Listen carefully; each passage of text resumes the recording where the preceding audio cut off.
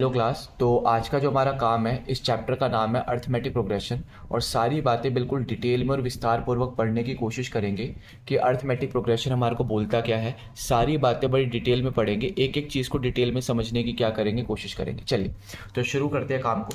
मेरे बच्चों, सबसे पहली बात है कि अगर आपको अर्थमेटिक प्रोग्रेशन को समझना है तो उससे पहले आपको सीक्वेंस समझना पड़ेगा। अगर आपने एक बार सीक्वेंस समझ लिया तो समझना एपी तो क्रिस्टल क्लियर हो जाएगा। करते तो सबसे पहले देखते हैं सीक्वेंस का मतलब क्या है। सीक्वेंस का मतलब ये है कि अगर कोई भी आपको लिस्ट देकर रखे और वो लिस्ट आपकी कोई भी रूल फॉलो करती है तो वो क्या बन जाती है, सीक्वेंस बन जाती है। मैं एग्जांपल देता हूँ। एग्जांपल के तौर पर जैसे मैंने यहाँ भी लिखा हुआ है, मैं आपके सामने भी एग्जांपल देता हूँ। लेट्स से यहाँ पर 3 लिखा हुआ है, ठीक है। अगला चेक करें तो मैंने क्या लिखा हुआ है, 6 लिखा हुआ है। अगला चेक करा मैंने क्या लिखा हुआ है, 9 लिखा हुआ है। फिर अगला चेक करा मैंने क्या लिखा हुआ है, 12 लिखा हुआ है। और ऐसे करते हुए आगे चलता चला गया। अब मैं पूछूँ, ये जो भी लिस्ट मैंने यहाँ पर दी है आपको, क्या ये पर्टिकुलर रूल फॉलो करती है? तो आप कहोगे हाँ। मैं कहूँगा कैसे? आप कहोगे सर पहले वाला नंबर तो 3 मल्टीप्लाई बाय 1 करके बना है, अगले वाला 3 मल्टीप्लाई बाय 2 करके, अगले वाला 3 मल्टीप्लाई बाय 3 करके, और लास्ट वाला 3 मल्टीप्लाई बाय 4 करके।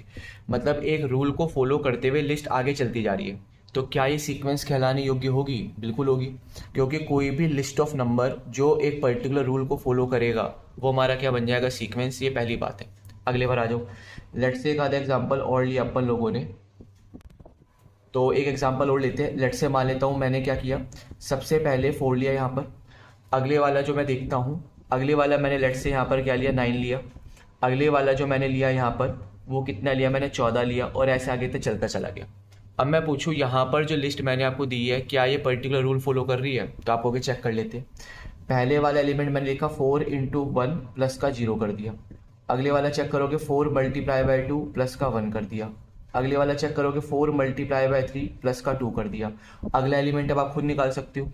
जैसे 4 मल्टीप्लाई बाय 1 किया, फिर 4 मल्टीप्लाई बाय 2, फिर 4 मल्टीप्लाई बाय 3, तो अगला क्या आएगा, 4 मल्टीप्लाई बाय 4। पहले 0 ऐड करा, फिर 1 ऐड करा, फिर 2 ऐड करा, अब क्या ऐड कर देंगे, 3। यानी कि अगला जो एलिमेंट निकल कर आएगा वो क्या आएगा, 19 आएगा। तो मेरा मानना है सीक्वेंस क्या होता है ये तो आप समझ गए होंगे। अब आते हैं जरा एपी के ऊपर। एपी का मतलब क्या होता है, ध्यान रखेंगे। एपी हमारे को ये बोलता है कि कोई भी आपको सीक्वेंस देकर रखा हुआ है। क्या देकर रखा हुआ है? कोई भी सीक्वेंस देकर रखा हुआ है।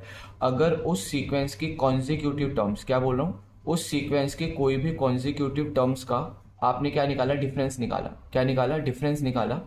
और अगर ये डिफरेंस क्या निकल कर आ रहा है, सेम निकल कर आ रहा है, तब आप उस सीक्वेंस को क्या बोल सकते हो, एपी बोल सकते हो। क्या बोल सकते हो, एपी।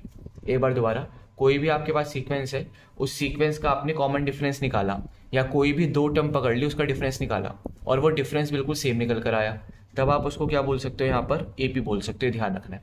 मैं एक एग्जाम्पल भी लेता हूँ। एग्जाम्पल के तौर पर मैंने लिखा यहाँ पर 3 है, अगला 6 है, अगला 9 है, फिर 12 है, और आगे तक ऐसे ही चलता चला गया। अब आप चेक करो, दोनों कॉन्जिक्यूटिव टर्म्स है। अगर मैं डिफरेंस निकालूं तो 6 में से 3 जाएगा, 3 बचेगा। अगली कोई और कॉन्जिक्यूटिव ले लूँ, इन दोनों का डिफरेंस निकालूं तो कितना आएगा, 3 आएगा। ऐसे ही इन दोनों का डिफरेंस निकालूं, कितना आएगा, 3 आएगा। आप चेक कर लो, यहाँ पर जो भी कॉन्जिक्यूटिव टर्म्स दी हुई है, उन कॉन्जिक्यूटिव टर्म्स का अगर आप यहाँ पर क्या निकाल रहे हो, डिफरेंस निकाल रहे हो, तो ये डिफरेंस क्या निकल कर आ रहा है, सेम निकल कर आ रहा है। इसका मतलब है जो भी सीक्वेंस दिया हुआ था इसको आप क्या कह सकते हो, अर्थमेटिक प्रोग्रेशन यानी कि एपी कह सकते हो। तो आई होप इतनी बातें तो आपको क्रिस्टल क्लियर हो रही होगी, कोई दिक्कत नहीं आएगी। एक आधा एग्जांपल और। एग्जांपल के तौर पर लेट से मैंने लिखा, यहाँ पर कुछ भी ले लो।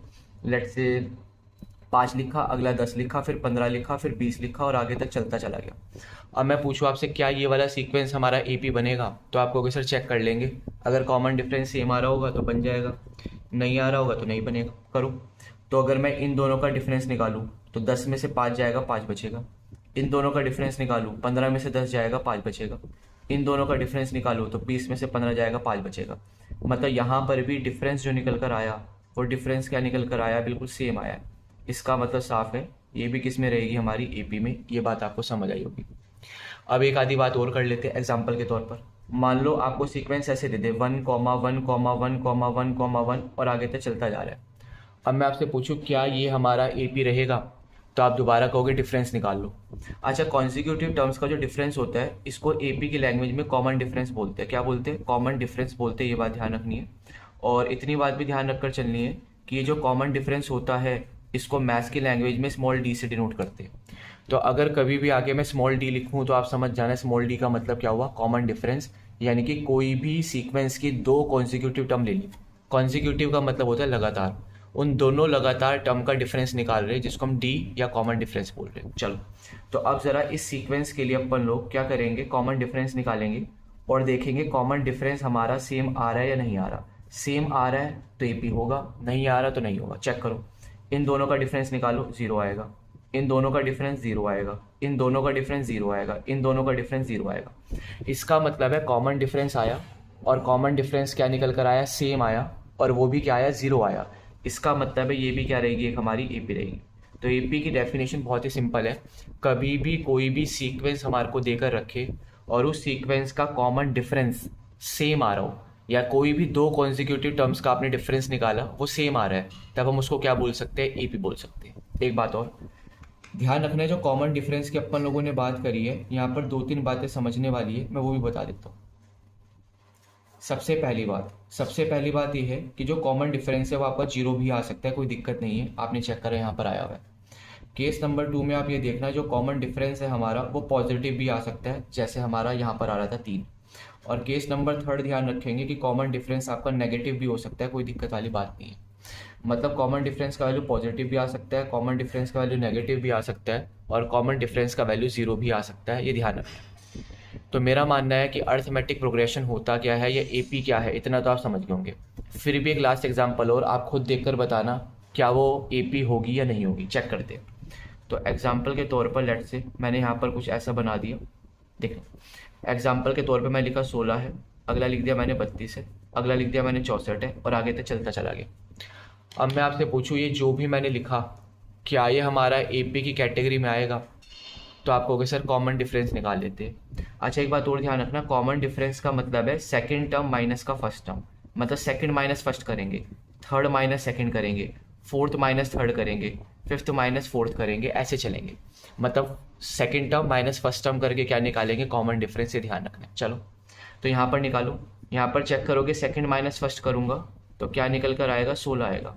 ऐसे जब मैं थर्ड में से सेकंड माइनस करूँगा तो क्या निकल कर आएगा, दोबारा से आप चेक कर सकते हो, 16 निकल कर, सॉरी थोड़ा ब्लंडर हो गया, यहाँ पर 48 आना चाहिए था।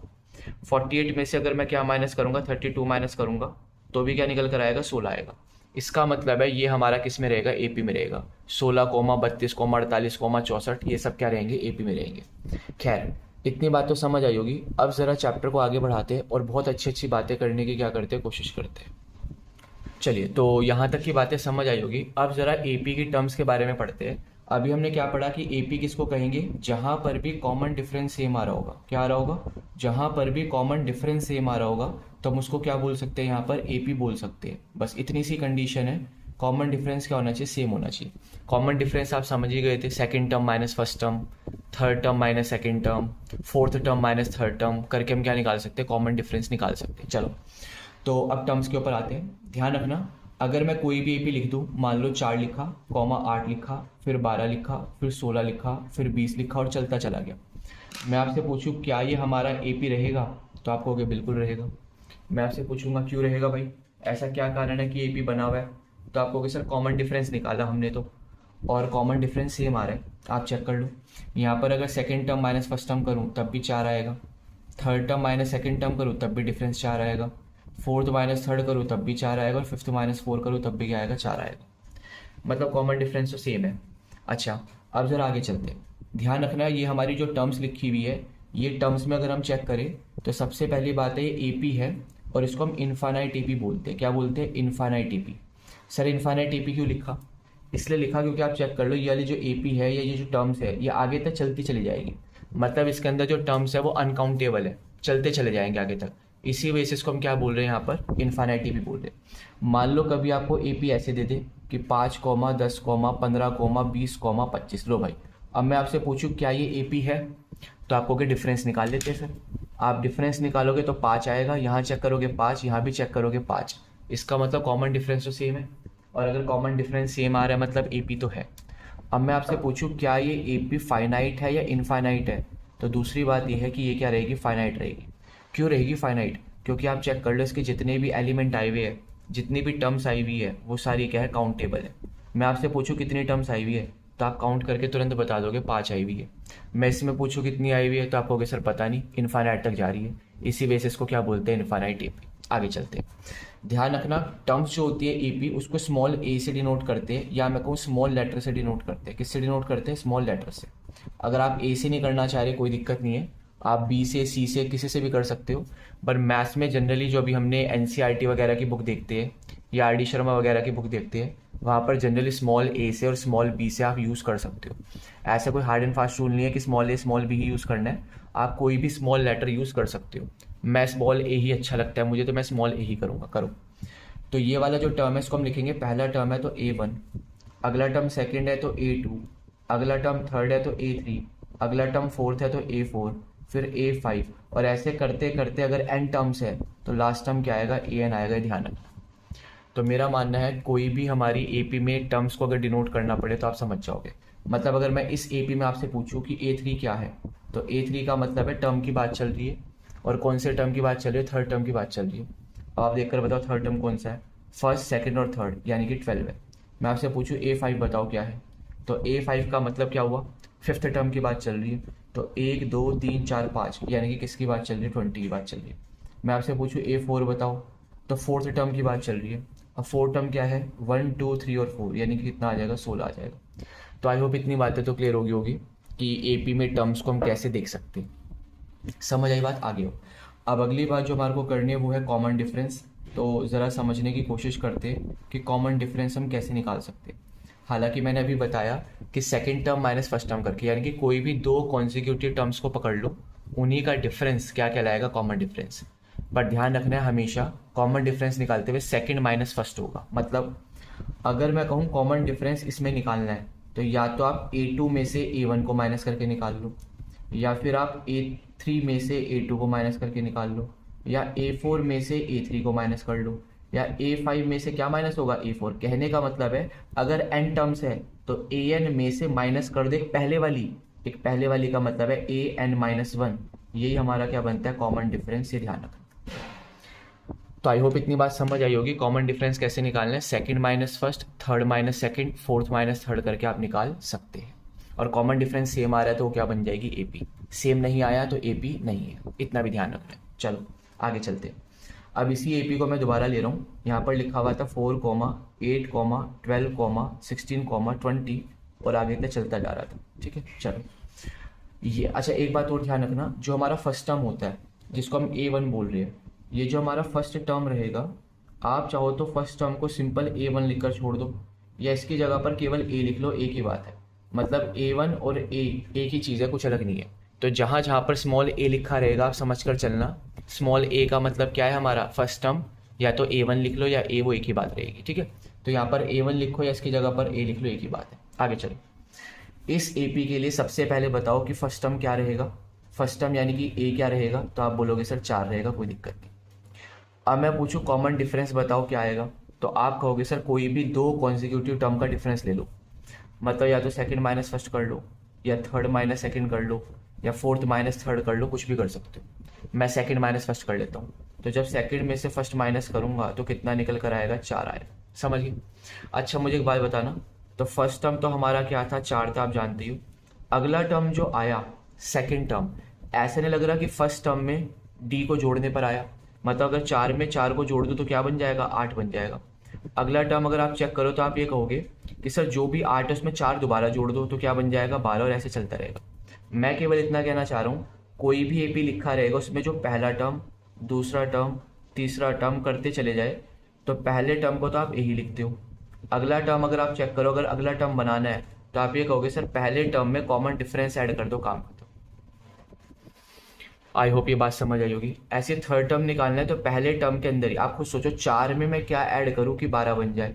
तो आप कहोगे सर पहले टर्म में अगर 2D ऐड कर दो, 2D का मतलब 4 2 8, तो हमारा थर्ड टर्म बन जाएगा।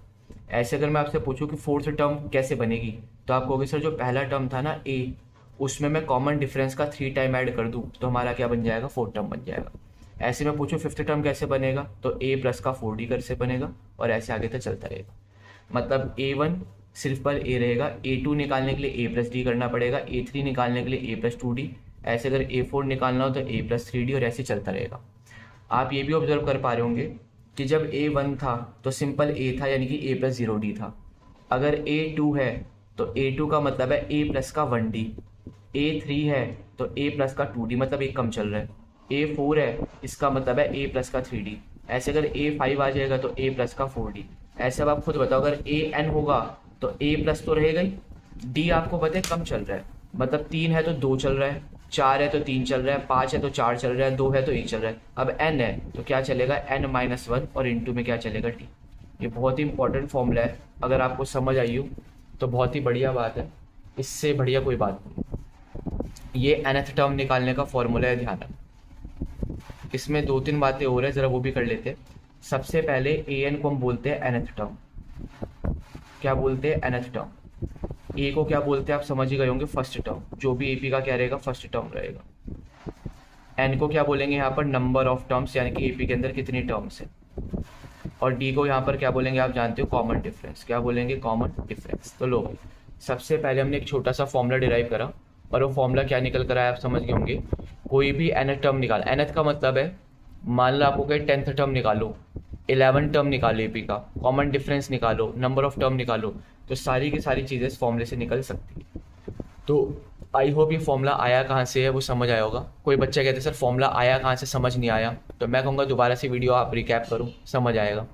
फिर भी नहीं आया तो ध्यान रखना, कोई नहीं पूछेगा कि फॉर्मूला आया कहाँ से, बट एप्लीकेशन या फिर क्वेश्चन सॉल्व करना ज़रूर आना चाहिए, इससे ध्यान रखना। तो चलिए ज़रा अब आगे चलते हैं। चलिए तो अभी हमने क्या सीखा कि कोई भी हमारे पास एपी है और उसका nth टर्म निकालना हो तो फॉर्मूला भी डिराइव करके लाए, an is equals to a plus n minus one into D.